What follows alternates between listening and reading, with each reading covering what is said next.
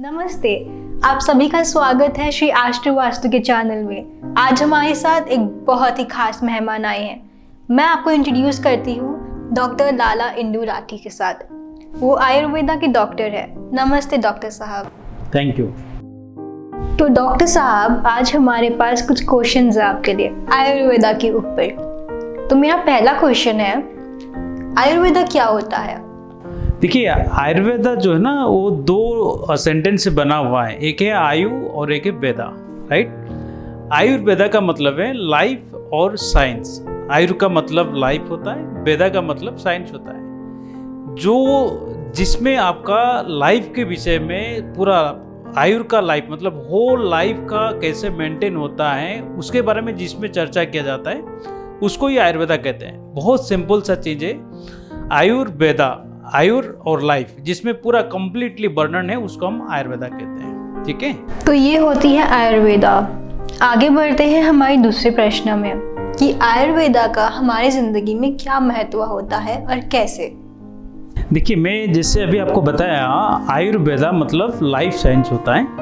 ये आयुर्वेदा का हमारा लाइफ में क्या ज़रूरत पड़ता है, जैसे चरक ने बताए हैं कि स्वस्थ से स्वास्थ्य रक्षणम आतुरस्य विकार प्रशमनं च। इसका मतलब ये हुआ कि हमारा लाइफ में हमारा जो नॉर्मल हेल्थ है उसको कैसे मेंटेन करेंगे वो पहले हम आयुर्वेदा में ही जानते हैं। इसका सेकेंड पार्ट जो है, हम अगर बीमार हो जाते हैं नॉर्मल लाइफ के साथ अगर बीमार होते हैं उसका ट्रीटमेंट कैसे करेंगे, ये हमारा सेकेंड पार्ट। समझ रहे ना। आयुर्वेदा मतलब जिसमें आपका आयुर्वेदा का बारे में विस्तृत चर्चा है और जिसको जानने के बाद हमारा लाइफ को हम बेटर मेंटेन कर सकते हैं। इसके करने के बावजूद अगर हम बीमार होते हैं तो इसका कैसे हम ट्रीटमेंट कर सकते हैं, ये है कंप्लीटली आयुर साइंस या आयुर्वेदा का मोटो। जैसे मैं आपको बताना चाहूँगा, अगर हम घर में एक ही सेम एज ग्रुप का 5 जन अगर मान लीजिए रहते हैं, एक ही साथ अगर हम डाइट करते हैं, एक ही साथ हम खाना खाते हैं, इसके बाद हम देखेंगे सभी को बीमार अलग अलग होते हैं ना। किसी को देखेंगे तो किसी का डाइजेस्टिव सिस्टम बहुत फास्ट होता है, किसी का ब्रेकफास्ट हुआ तो इसको इमीडिएट भूख लग जाता है। 1 घंटे के बाद कोई कहता है कि मुझे बहुत जोर से भूख लग रहा है, कोई कहता है मुझे भूख नहीं लग रहा है, कुछ खा लिया वो कहता है लंबा टाइम तक भूख नहीं लगता है। इसका वजह क्या है? इसका वजह है आयुर्वेदा, जिसको जानना बहुत जरूरी है। ये बहुत इंटरेस्टिंग टॉपिक है जिसको हम आयुर्वेदा में कहते हैं प्रकृति, नेचर। हमारा नेचर क्या होता है, अगर हम नेचर जान लेंगे तो हम बहुत सारा बीमारी से बच सकते हैं। जैसे मोस्टली आयुर्वेदा क्या होता है ना, ये एक ऐसा साइंस है जिसके बारे में अगर आप इसमें डिटेल जाएंगे तो बहुत सारा ऐसा चीज मिलेगा जो हम बीमारी से बचा सकता है। ये है मेनली मोटो जो है वो आयुर्वेदा का है। तो चलिए हम आगे बढ़ते हैं अपने तीसरे प्रश्न पर। ये दोष क्या होता है? हम बहुत लोग से सुनते हैं दोष के बारे में। दोष क्या होता है, फिर हम बीमार कैसे पड़ते हैं और ये सब कैसे होता है, थोड़ा हमें इस पे वाकिफ कराएं। एक्चुअली आयुर्वेदा का ये मानना है, अगर कोई भी बीमारी होता है, अगर हम सर्दी से लेकर कैंसर तक कोई भी बीमारी को आप उठा के देखिए, कोई भी बीमारी एक दिन में नहीं होता है।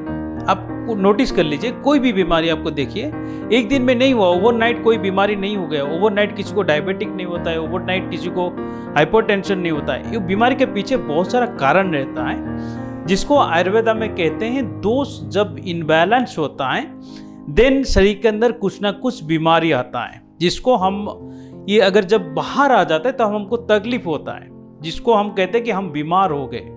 लेकिन आयुर्वेदा कहता है जब बीमारी शुरू होता है, 10 दोष अगर आपके शरीर के अंदर डिपॉजिट जब शुरू होता है उसको पहले जान लीजिए ताकि आप उसको बंद कर सकते हैं, ताकि बीमारी से आप बच सकते हैं। इसको कहते हैं दोष। मोस्टली क्या होता है ना, शरीर जो हमारा है वो 5 महाभूत से बना हुआ है, जिसको हम कहते हैं आकाश, वायु, अग्नि, जल और पृथ्वी। ये जो 5 एलिमेंट है शरीर के अंदर हमारा 3 फोर्स के हिसाब से काम करते हैं, जिसको हम वात, पित्त और कफ कहते हैं। जैसे आकाश और वायु, ये जो 2 एलिमेंट है इससे शरीर के अंदर बन जाता है एयर एलिमेंट मतलब वात दोष। फायर एलिमेंट से शरीर के अंदर बन जाता है पित्त दोष। जो शरीर के अंदर जितना भी पित्त का काम होता है उसको फायर एलिमेंट कहते हैं। वाटर एंड अर्थ, ये जो दो हेवी एलिमेंट है ना, ये दोनों से मिलता है शरीर के अंदर कफ दोष। ये जो वात पित्त कफ, ये जब हमारा शरीर के अंदर सही ढंग से सही प्रोपोर्शन में रहता है, देन हम इतना बीमार नहीं होता है। अगर ये थोड़ा सा ऊपर नीचे जाता है तब हमारा बीमारी शुरू होता है, ठीक है ना। इसलिए पहले हमको ये जानना जरूरी है हम ये तीन चीज को कैसे बैलेंस कर सकते हैं, ठीक है, जिसमें आप आयुर्वेदा के बारे में आगे भी हम चर्चा करेंगे। दोष को कैसे बैलेंस करना है, दोष को कैसे हम बैलेंस करके बीमारी से बच सकते हैं। चलिए आगे बढ़ते हैं हमारे आखिरी प्रश्न पर कि आयुर्वेदिक जो मेडिसिन होती है वो हमारे शरीर के मेटाबॉलिज्म के साथ कैसे काम करती है और हमारे शरीर में कैसे उपयोग होता है उसका। देखिए, मैं जैसे अभी बताया ना, शरीर के अंदर तीन दोष रहता है जिसको हम वात पित्त और कफ कहते हैं। जो मेटाबॉलिज्म का पार्ट होता है ये मोस्टली अग्नि के ऊपर डिपेंड करता है। आपका शरीर का अग्नि कैसा है, जैसे आयुर्वेदा में 13 टाइप का अग्नि बताया गया है, जिसको हम 7 धात्वाग्नि कहते हैं, 5 महाभूताग्नि कहते हैं और 1 जठराग्नि कहते हैं। ये जो जठराग्नि है आपको कंप्लीटली डिसाइड करता है आपका शरीर कैसे बनेगा, कैसे रहेगा। शरीर के अंदर कोई बीमार अगर आप होना है तो मेनली बहुत सारा कारण तो रहता है, लेकिन ये जो जठराग्नि होता है ये मेन पार्ट होता है। अगर हम समझ लेंगे, ये जठरा अग्नि को अगर समझ लेंगे तो बहुत सारा बीमारी से हम बच जाएंगे।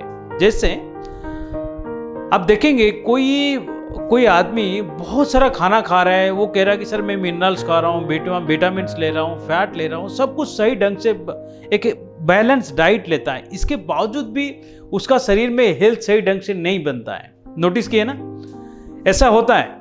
और कोई कहता है मैं कुछ भी नहीं खाता हूँ, लेकिन मैं जो कुछ भी पानी भी पीता हूँ तो मेरा मोटापा बढ़ जाता है। इसका कारण क्या है? इसका कारण है हमारा जठराग्नि।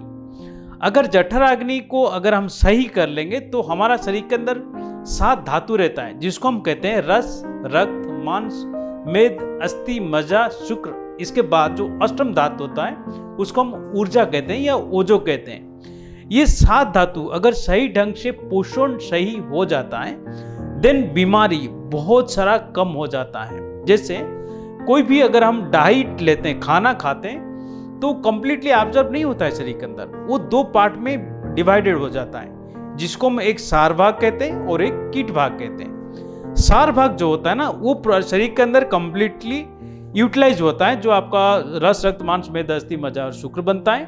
और जो कीट भाग होता है, जो टॉक्सिन्स बनता है शरीर के अंदर, वो रिलीज होता है।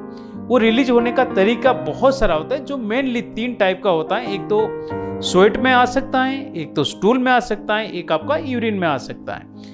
इसीलिए आपको पहले जो अग्नि अगर हम सही कर लेंगे तो हमारा मेटाबॉलिज्म, जिसको कहते हैं ना, मेटाबॉलिज्म सही हो जाएगा, देन बहुत सारा बीमारी से हम बच सकते हैं। इसीलिए पहले आपको अग्नि को जानना बहुत जरूरी है। अगर अग्नि को हम समझ लेंगे तो मान लीजिए 60 to 70% बीमारी से हम बच जाएंगे, ठीक है ना। अगले बार हम डिटेल बात करेंगे ये अग्नि क्या होता है, किस टाइप का अग्नि होता है, कितना टाइप का अग्नि होता है। और आयुर्वेदा के बारे में अगर आपको कुछ भी जानकारी चाहिए तो नीचे कमेंट में डाल सकते हैं, ताकि उसके ऊपर भी हम कुछ नया वीडियो लेके आपके साथ डिस्कस कर सकते हैं, ठीक है। तो दर्शकों, ये था आज की हमारी सेशन डॉक्टर के साथ, और यहाँ पे हमें पता चला कितने सारे चीज़ आयुर्वेदा के बारे में। आशा करती हूँ कि आपको हमारा ये वीडियो इन्फॉर्मेटिव लगा और अच्छा लगा। तो अगर कोई भी आपको आगे भी प्रश्न हो आयुर्वेदा पे तो ज़रूर से चैट बॉक्स में कमेंट करिएगा। धन्यवाद।